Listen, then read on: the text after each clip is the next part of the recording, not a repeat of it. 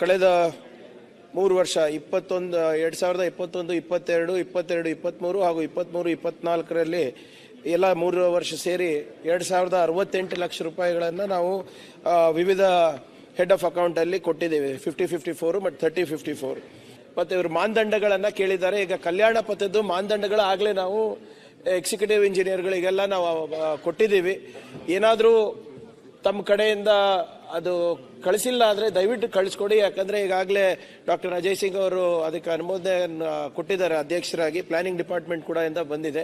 ಅನುದಾನವನ್ನು ಬಿಡುಗಡೆ ಮಾಡ್ತೀವಿ.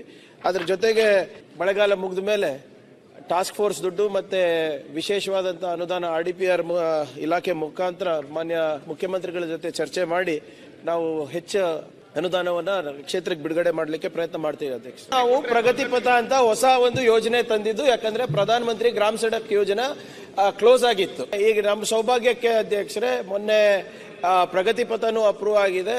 ಮತ್ತೆ PM ಪ್ರಧಾನ ಮಂತ್ರಿ ಗ್ರಾಮ ಸಡಕ್ ಯೋಜನಾನು ಕೂಡ ನಿನ್ನೆ ಬಜೆಟ್ನಲ್ಲಿ ಅನೌನ್ಸ್ ಆಗಿದೆ. ಅವೆರಡೂ ಸೇರಿಸಿ ಹೆಚ್ಚು ರೀತಿಯಾಗಿ ಹೇಗೆ ಗ್ರಾಮೀಣ ರಸ್ತೆಗಳಿಂದ ನಾವು ಕನೆಕ್ಟಿವಿಟಿಯನ್ನು ಬೆಳೆಸಬಹುದಂತ ನಾವು ಖಂಡಿತವಾಗೂ ನಾವು ಪರಿಶೀಲನೆ ಮಾಡ್ತೀವಿ. ಎಲ್ಲಾ ಸದಸ್ಯರಿಗೂ ಕೂಡ ಕೊಡೋ ಜವಾಬ್ದಾರಿ ನಮ್ದಿದೆ. ಅದರಲ್ಲಿ ಯಾವುದೇ ರೀತಿಯಾದಂಥ ತಾರತಮ್ಯ ಆಗ್ಲಾರ್ದಂಗೆ ನೋಡ್ಕೋತೀವಿ.